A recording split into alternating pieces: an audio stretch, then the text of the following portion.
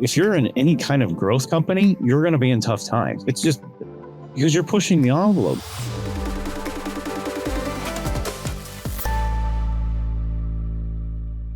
Welcome to the Menlo Experience. I'm your host, Brad Sant, here with Kyle Buck. Why are you laughing? Chips and salsa. You still want to kick it off that way? Yeah, because we were talking about chips and salsa. Yeah. All right, well, let's just get into chips and salsa. Chips and salsa. What is with the psychology of chips and salsa at a restaurant? You just keep eating. That's a good point.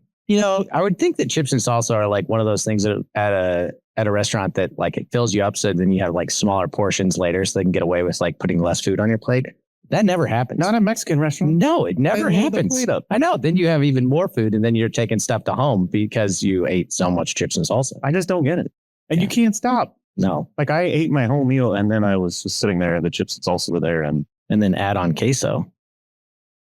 What kind of queso? Are you an Espinaca fan, or what type of queso are you going for? The white cheese dip all the way. Yes. Really any queso, but the white cheese dip. Espinaca is so something good. Yeah. Okay. Well, all right. This episode is sponsored by margaritas. Just kidding. Great. Yes. All right. Here we go. So podcast number, I think we're on 12, right? Is that right? 13. Is it 13? 13. Jessica says 13. 13. All right. Yes. Let's get into it. So I was thinking about what to talk about today. And you wanted to talk about your birthday tomorrow? No, I don't want to talk about that. I know, I'm sorry, but I don't want to talk about it. That's oh my goodness. That's not something you get to decide. We got a podcast episode here. So, the folks at our office signed you a little something. Okay. And then we got a little something here, and you can just, you can decide to read the cards later if you want. We're going to sit this here. We're going to get into this podcast. And then, but I think you should open it. You want to open the work? Oh, yeah. Right. I think you should open it. All right. Should it go right now? Yep. Also sponsored by Rally House here. More chips. Rally House, right? It's we got some Chiefs. You gave me a little hard time about my shoes last time. So I just wanted to kind of up your shoe game. Oh, look at the chain. Put it on. Put it on. Okay, we got the Mahomes chain going on. Yep, the Mahomes chain. Yes. Ooh, a nice pullover. Well, thank you, Menlo. Ooh, that's right. Jeez. There you go. I'm not worthy of this. That's right there. I love it. Mm-hmm. Hey, what's really great about this too is when I spill salsa on it, nobody will even notice. No one will notice. I love it. Thank you, chips and salsa Chiefs polo. I love it. That's awesome. Thank you, guys. Yeah. All right. We're grateful for you, man. Thanks for leading the charge in the front. Well, and I love that you have the chain on right now. I knew you were going to put that on and wear it. 100%. Yeah, I'm in. All right. I feel like I got to take some plastic thing off. I'm in. We'll make all sort of. with it. So, yeah.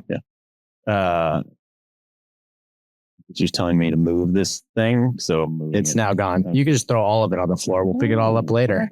All right. Well, thank you, team. Here's what I was thinking about coming in today. Chiefs are banged up, right? Mm-hmm. They're not in the season where we thought they'd be. They started the NFL with really arguably one of the toughest schedules. Yep. They're sitting at 5-0, right? They had a bye, so we're in week 7 now, but sitting at 5-0. And so what I was thinking is manufacturing wins. How do you do that? When you're struggling, or maybe the team's down a resource, or whatever. How do you manufacture wins? How do you do that in business? I feel like for the Chiefs, it's they've had this for years, right? Like this is a mentality. They don't see themselves as down. Like with every hit, with every, injury, there is no, there's no quit. There's no give up. There's the now what? Like now what next? Right? Like I feel like it's a whole mentality and a whole just different way that they approach the game and approach each, matchup and competition. They just don't give up. And, it also helps the fact that our defense is playing lights out right now. But even when they had injuries last year, right, we had Bolden down for a little while. Like they just, we've had so many players that go out, and I love all the videos where we're talking about, we go get these guys that are basically washed up and, teams are giving up on them, and Kareem Hunt comes over here and gets 100-yard games. Yeah. Right. And you've got Juju that's basically given away, and again, another, 100-yard game. Like that's pretty amazing. And And honestly, I think the amazing part about the Chiefs is it really doesn't matter if if one of those guys goes down, they're ready to roll for the next player. And, we obviously have a couple of key players with Mahomes and Chris Jones and a couple of these guys, but man, like they're resilient. They have a mentality. Yeah, what do you think? Yeah, I think you've got the team leaders, to your point, Jones and Kelsey and Mahomes, that are pushing through. And I think it's also cultural for sure, but it's just a next man up mentality, right? And so somebody's down, next person's picking up the slack, and that's truly the team atmosphere. And so I think getting into business is we got to do the same, which is where people are out, we're down, people are tired, they're hurt, hopefully not hurt. We don't want that in business, but you get my point. And they're sick, they're out for a flu for a week or whatever. And it's just got to be ready. The next person ready, waiting to step up and get after it. And so I think it's back to the mental game too. Mm-hmm. I heard another term earlier, I think it was earlier this week, emotional resilience. And I think there's a lot of that goes on is when emotionally you're feeling down or things aren't going right or whatever. Yeah. The high achieving players, the high achieving professionals have this emotional resilience that they put that kind of pain or emotional stress behind and, kind of shove it down and they get up and do what they have to do to get the job done. And so, I think the other part of that is you got to work as a team and give each other breaks. But ultimately they're manufacturing these wins without all the resources, and so much so to it leads the country talking about how the NFL is rigged in favor of the Chiefs because it's just happening that way. Right. I think the emotional resilience is an interesting thought to think about with business, right? Like, how do we be emotionally resilient? I was just thinking about with football, a lot of times or sports, but especially football, I feel like because there's so much subbing in and subbing out, right? Like, different in soccer, different in baseball, different in a lot of sports. Basketball would be similar, but there's so much subbing in and subbing out where, someone gets hurt or injured, they go off, they pull themselves off, right? And they get the rest or the attention they need. Sometimes they come back, sometimes they're out for the rest of the game, sometimes they're out for weeks. But there's a whole team of people that are working together to make sure that they're in optimal, condition, for this. And I think, as you mentioned, making sure if people need time off and things like that. I mean, I was, I think for high achievers, even in sports, for high achievers, it's hard to pull yourself out of the game, get checked out, right? Like it's hard to break away because you're a player, right? You want to be in the game. And, for me, it's really, really hard to want to like step away from the game. And, and so I think that as we think about that in business, part of our responsibility as leaders is to make sure, we force people, it's the Andy Reid moment telling Patrick, he's going to go to the locker room and get checked out now instead of 3 minutes from now. And Pat did not like that. He wasn't having. Right. But there's an element of making sure that we make sure that they're in optimal condition to be in the game. And sometimes that means rest. And sometimes that means development. And sometimes that means, getting someone else into that role for a little while, to make sure that they get into a good headspace and that way it builds that emotional resilience. And heard Kirk Cousins make a quote the other day that was, tough times make tough people.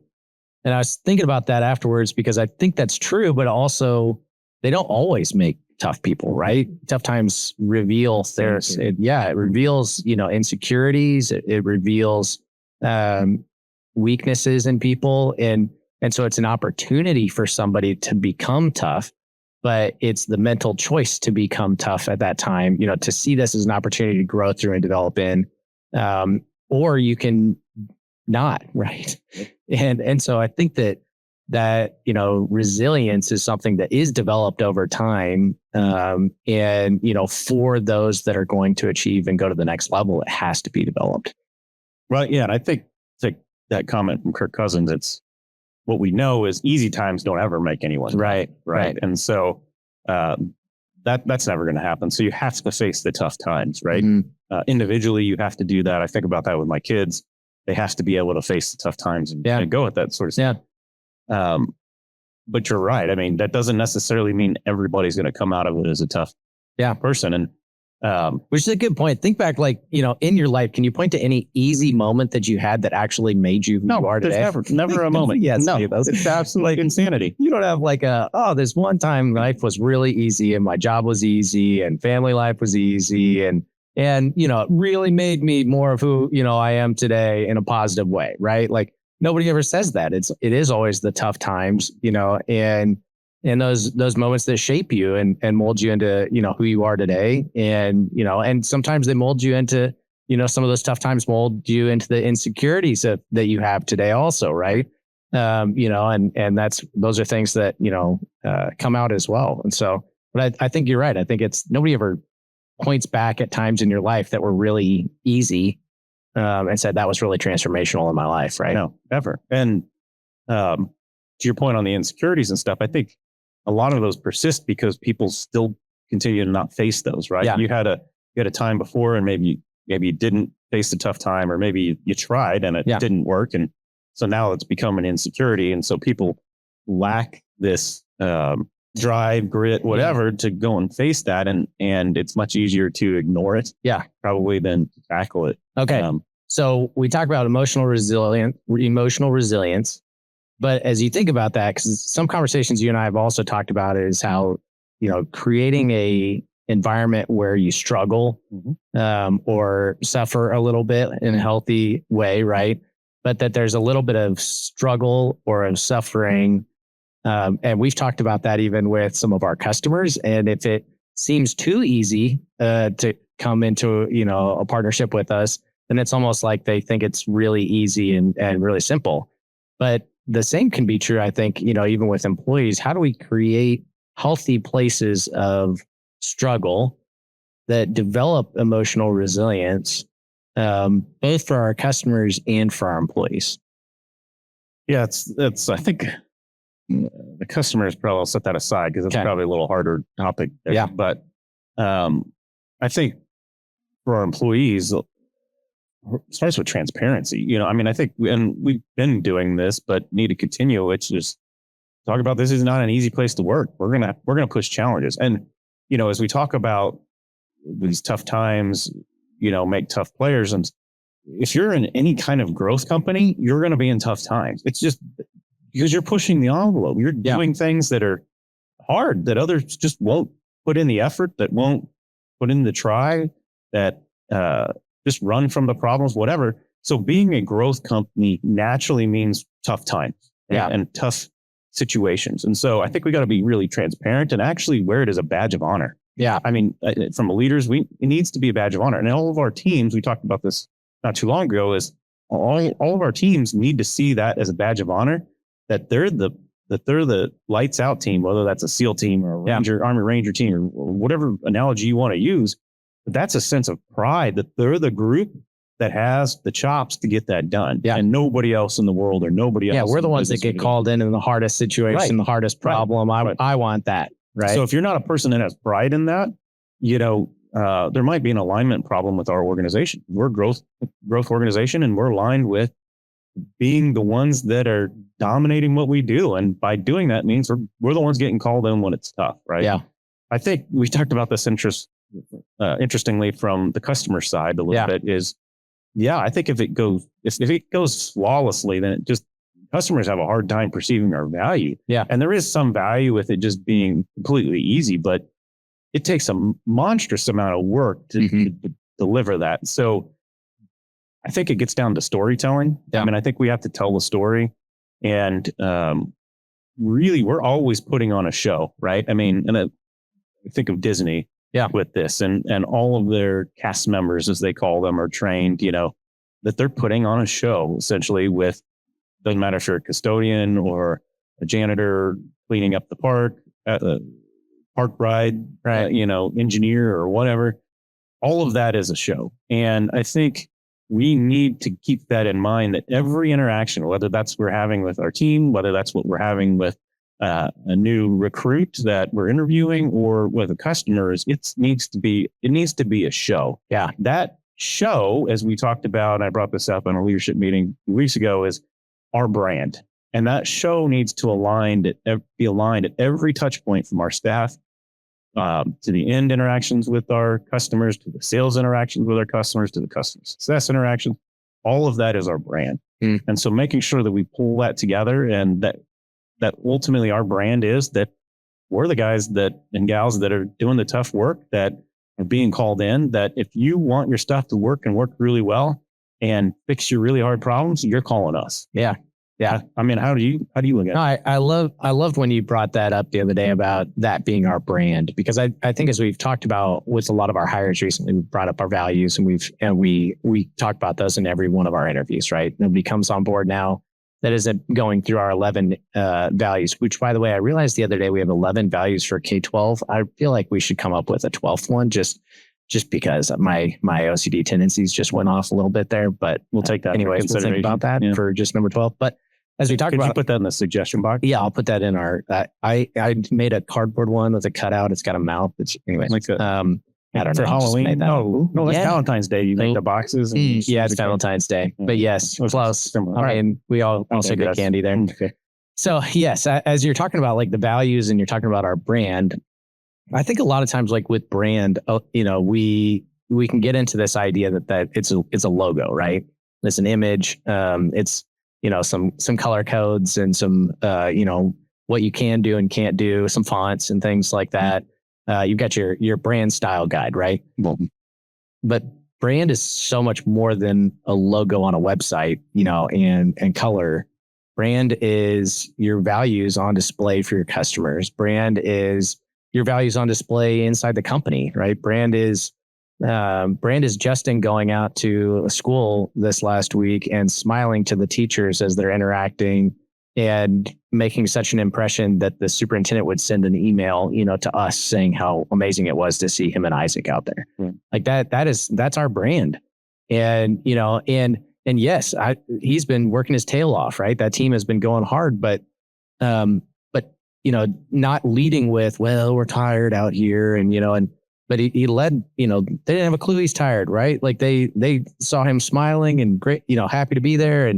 And that's our brand on full display, and, in an incredible way. And so brand is so much more than just a logo. Yeah. Well, when I talk about putting on a show too, I don't mean manufacturing or creating some fallacy going on. But what I'm talking about is really highlighting what we do and doing it well, and putting on the show, which is not only installing stuff, but doing it with a smile and all that sort of, interaction.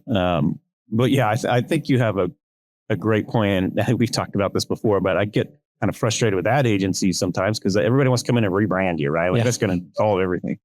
And most of what they're talking about is a look and feel, right? Mm-hmm.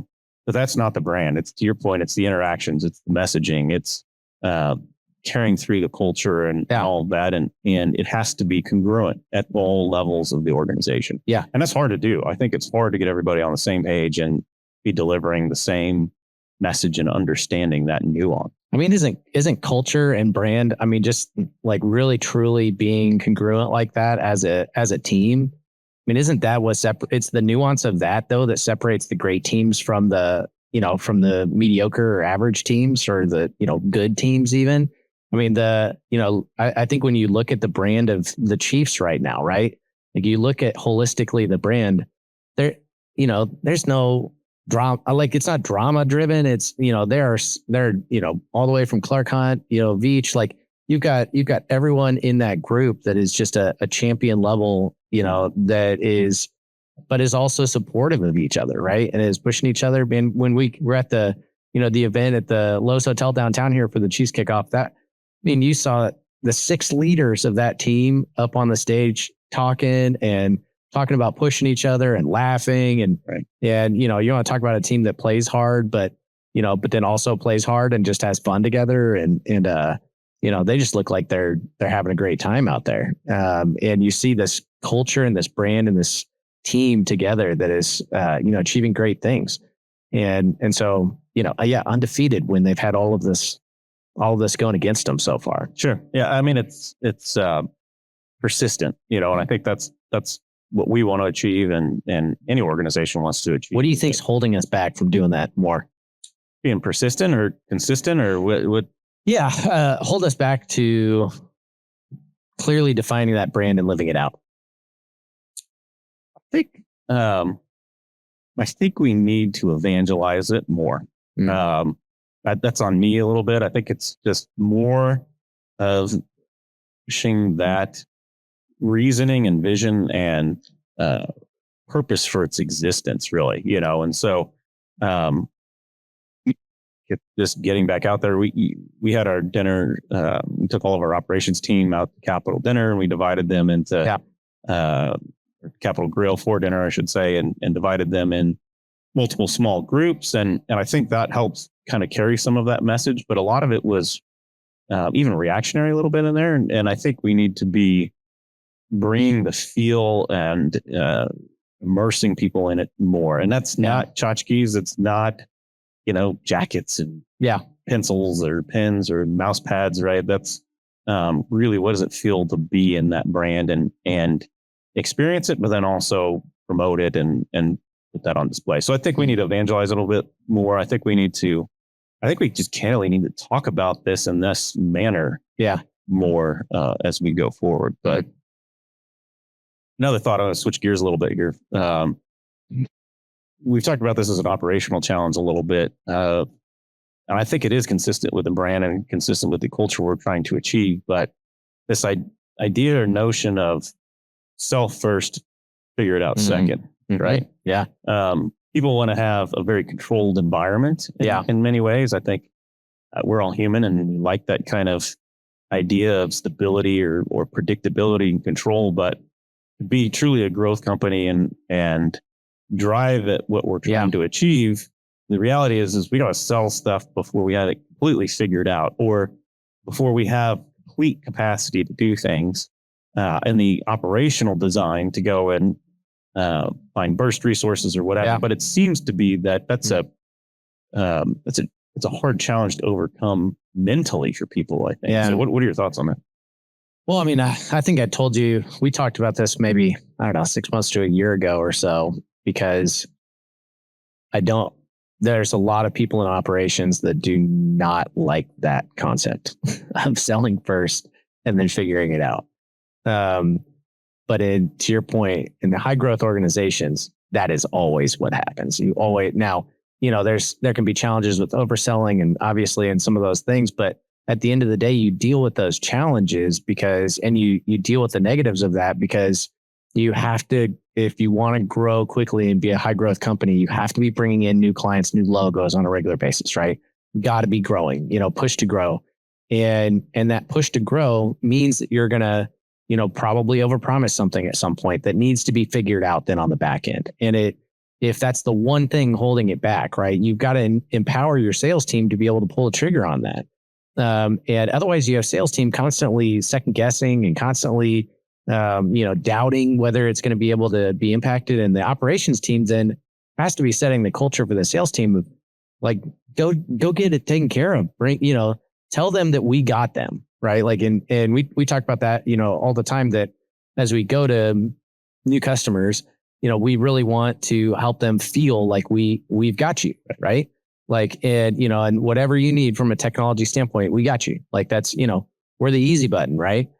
But in order to be the easy button on the back end, it means whatever they had to say to make to help them know we got you. There's going to be a lot of odds and ends, things. Now, we work with one customer set. So, we know most of the situations, right? Like it's most of the time it's, we had a funny situation the other day where we didn't realize we had an outdoor, internet need. And come to find out, a school had Velcroed an indoor access point, like a router on the outside of a building on top of a camera. Had been rained on and all this stuff. Well, how would you predict that, right? Like, how would you know that's going to come, around the corner? But you got to flex to it, and be able to support the customer. And so I think on an operational side, it comes back to, you can't plan for all of that. But you can plan to have the mental fortitude and emotional resilience, right? To say, whatever unknowns come up here, we got it. Right. Like, and, not dump it on one person or dump it on, one team or something like that on the operations side, but collectively we've got it together, and we'll take care of the customer and make that happen. And I think when you do that, it's a compounding effect, right? It's the flywheel, because once the sales team realizes like, oh, like they got it. They can deliver. They're going to deliver, and they're going to support me, even if it's a little bit of a odd scenario or whatever. They're going to support me on that, and that type of a situation gets the flywheel moving, and all of a sudden, then the sales feel more empowered, and when the sales feel more empowered, then they're out selling more, they're more confident, and they're more confident in the operations team being able to pull it together. When the operations team's able to pull it together, then they're more confident, encouraging them, go out and sell it, bring in, figure it out. We'll figure it out afterwards. And it's this flywheel that starts going. And once you get that moving, man, that's when really, like I say, that's when the fun starts. But let's also be clear, that's when it actually gets crazy, right? Like right now, and when you're just getting that going, it's the beginning of feeling the crazy for the first time in growth organizations, right? Like in that situation, when you start the momentum going, and I think we're there, we've got the momentum shifting. We've talked about this a lot.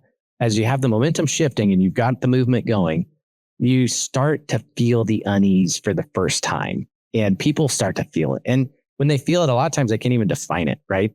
Like it's just this feeling. And, and I think people try to define it. So they try to like pinpoint like, well, Brad did this thing, or Kyle said this thing, or, whatever, right? They try to define it because they're reflect too. Yeah. Well, yeah. I mean, because they're trying to figure out where it's coming from and what's going on. And it's certainly not me, right? It never is like, introspective and look at what I'm doing, right? Or, sometimes it is, but most of the time that's not the first place people look.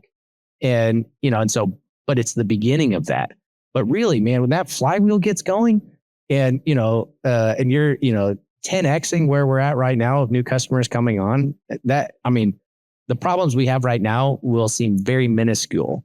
But when you're 10Xing, the people that had the problems with minuscule changes right now, they won't be here by that time. Right.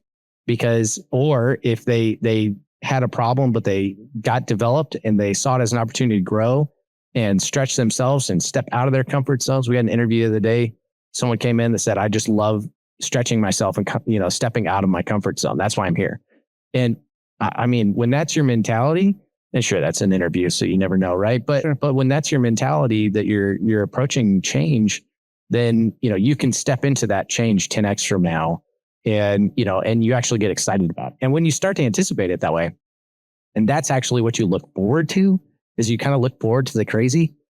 It changes your whole outlook on it. It's instead of dreading the crazy, and be like, we get this sales team, Jake sold another crazy. Yeah. When that's your mentality, it brings the whole team down, right? And so, yeah, I think that's the, from an operational standpoint, have you had, when you think about that question operationally and people who love, the idea of sell it and then we'll figure it out, do you think that that's a common thing, or do you think that that's an uncommon thing? No, I don't think it's very common. I think people in business have half the time or more probably never get off the ground because they're trying to perfect everything. Right. Mm-hmm. And so they get stuck on the product, they're stuck on the product, perfection. Yeah, right. And then trying to perfect how they're going to do it or execute. Yeah. And they don't have this figured out. And the reality is you're never going to have it all figured out. Yeah. Right. We're never going to anticipate every access point sitting on a camera that's Velcroed to a thing, Yeah. There's no way we'll ever figure that out or be able to anticipate every one of those. And so, I think this we talk about it a lot on this podcast, but it gets back to this resiliency and confidence, right? And so, as we were talking about earlier, it's this sense of pride to be able to go and do that. And what I can tell you from starting a business from the ground up is there's no way that I would have ever gotten this off the ground with this concept that we got it all figured out. Yeah. Now, I think what the interesting part is operations can a lot of times see it like, well, we sold this and we don't really know what we're doing. The reality is we had 30 or 35% of it defined and figured out, right? Like we had the vision, we had the high level, we got the parts, and it just needs to be tactically executed, bringing it home and all the pieces together, right? And so that has to be looked at from, again, back to the SEAL team. You're going to put the people in that know how to do it. And I think from my personality, I'm always up for a challenge. Give it to me, we'll figure it out. I know you are, right? So I think making sure we've got those key people in operations that like those challenges. Not everybody's going to be that way, but certain certainly having key people in, I think, make that a lot easier. How do you see, as we talk about this, and as we talk about just the challenges of, operations specifically, how do you see overall business acumen coming into play of understanding those two balances, those two dynamics coming together? That's probably a terrible way of asking that question, but I think you know what I mean. But I think that's I interpret that as is it important for people in operations to understand business, and understand how that impacts. And I think the answer is emphatically yes, right? And the importance of that, particularly for leadership, is critical because they have to understand there's a strategic element to this that you have to have when going after the business. And candidly, that doesn't mean you're going to make money on every deal. A lot of people probably heard of the loss leader concept, right? And that's a product at a store or whatever that's going to get you to come in, and they're going to lose money on it. It may be the 99-cent item in the ad or whatever. And the idea is you're going to spend more money with them, or keep coming back. Famous examples, Kindle, right? They don't make any money when they sell the device. They make all the money when they sell the books, right? Right. And so, I think what happens though is operationally he's looking at something. People could be looking at that. Ooh, I hear our downtown sirens. Yeah, we've actually had a really solid buzz almost this entire time. It'll be wild to see if Jay can get that out of here. Congrats, Jay. But to this point is if you try and make money on every deal, then what happens, back to self first figure it out, is you'll always undersell capacity because you will always be worried about whether you've got it to a team to get it done or whatever. Yeah, you can oversell capacity, and then you have resources that you want to use, whether it's contract or whatever. But if you're stuck in this idea and you don't understand the business side of it, you're always going to be underselling your capacity and losing money in that way. Yeah. So I think everybody, it needs to be an ongoing conversation, but certainly I think business acumen plays a role. I mean, what are your thoughts? Yeah, I think to the degree that people have a picture, I think that if you ask everyone inside of business, almost any business, like how well do you understand business? And, how would you rate your business acumen on a scale of, 1 to 10? I'm going to guess that most people are going to say it's actually like 7 or 8, even if they're brand new straight out of college, right? Like, I think they're going to say it's, 7 or 8. I think that the longer I go in business, the more I realize how little I knew at the beginning of business and how much I'm appreciative of the people that have invested in me, throughout my 20 years, right, of being in business here. And I think that at that, I look at those junctures and I realize how much of an impact those people had when, different people that from a Vistage chair that I was a part of, right, and a small business that I was a part of, where the CEO taught me, business and spent a lot of time with me. And I think of a business mentor who was a entrepreneurship professor at Pepperdine. And I think of just different people that were in my life that really poured into me and helped me understand that business acumen. I think a lot of times if you've never started a business, if you've never grown a business, it's just easy to come in and I think unintentionally or, just accidentally, have more of an entitled or, unappreciative, perspective of that. Rather than a teachable perspective and come in and learn, right? And come in and ask questions and come in and, seek opportunities to get a broader understanding of business and of the business you're in, right? But even taking advantage of going and meeting with other business leaders, right? Of other companies, networking events, but not networking events just to go, get a free drink someplace, right? Like actually meeting people and then getting lunch with them to pick their brain on question, leadership and business. And, I think most people would say their business acumen is actually pretty high and they really do not have an accurate assessment of their own business acumen. And so, when I say that, when's the last time, you read a business book, right? When's the last time you met with a different business leader of a different company and asked them questions about their business, right? Mm-hmm. And some of these type of things that, for somebody who's constantly learning and growing in business, those are just baseline expectations. They have to be a part of your constant standard. I bet a week doesn't go by where you don't have some meeting with someone else in business that you're picking their brain on in questions. It's just a part of your life. And that's where that business acumen grows over decades of time to where sometimes now it just looks like, you're kind of making a decision, but you're making a decision with 20 years of experience in business behind it. Right. And that's really where sometimes I think without that understanding of the whole picture of that, and without the trust that whole picture is what's guiding that right now, right? And so I think that when it comes to the business acumen and those in operations that end up gaining a broader picture of that and understanding of that, it's literally one of my goals for one of our employees right now is just to help their overall business acumen and strategic thinking right now, because I think that is so important to understand the nuances of decisions getting made across the organization. We were talking about a little bit earlier.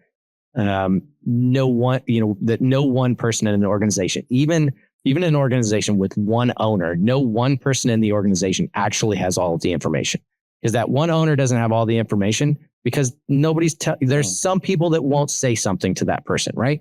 And so there's a collective team that has to come together. That collective team has to understand the strengths of each person that's coming to that table. And that owner's gone through a lot, right? To get this off the ground, they did, it wasn't a cakewalk, right? Like, I mean, there were tough times and there still are, and there's effort and work and things that go into that people don't understand. But there's also, tough times. And as we grow and scale, there's things that we don't know and we need to get input on and feedback from as we grow. And we're going to make mistakes and we're going to make decisions that were bad decisions and all of those things. And yet at the same time, how do we fail forward? Right. My 9-year-old this last week, we had parent teacher conferences. It was just so much fun. But we had parent teacher conferences last week, and my 9-year-old son's teacher was saying he was struggling with this math problem. He was sitting at the table with him and struggling. And he's like, I'm right. And the teacher's like, no, you're not, you're wrong. And he's like, but I'm not going to tell you the answer. You've got to figure it out. And so he's sitting there and he's like, no, it's the right answer. And the teacher's like, no, it's the wrong answer. And he goes, oh, I see what I did there. And my son goes, oh, that's what failure leads to success means. I get it now. And like from my 9-year-old son, like making that statement, I love that, right? Because there's an element of we are going to fail. We need to fail forward, and we need to get things to good and pull the trigger. And it means that we're not going to make the right decision all the time. And that's okay. And it means that our staff and our team underneath us need to be able to make those decisions and not have all the answers, right? But collectively, how do we raise the bar for each other? And that includes the business acumen. And I think that, as we've been talking about that recently, I think it's worth just a lot of thought into how do we raise the business acumen for our entire team? And I think sometimes when you've been operationally or at an executive level, sometimes I think you forget some of those things that you look at operationally that kind of become more default. And we, I think we need to, up our game on just making sure that we're improving that acumen across the board for our team. And I think that makes them better, candidates even for other positions in other companies, and it improves their career and those things are incredible opportunities for people. Yeah, I think, maybe to succinctly wrap this up, that anytime we can get people a better understanding of the whole picture, the more successful we'll be as an organization, the more successful we'll be individually. And then to your point, we're helping build careers and move people on and all of that. But so I think it's been a good conversation. We can pick it up next time. But for now, this has been Menlo Experience. Bye-bye. Goodbye.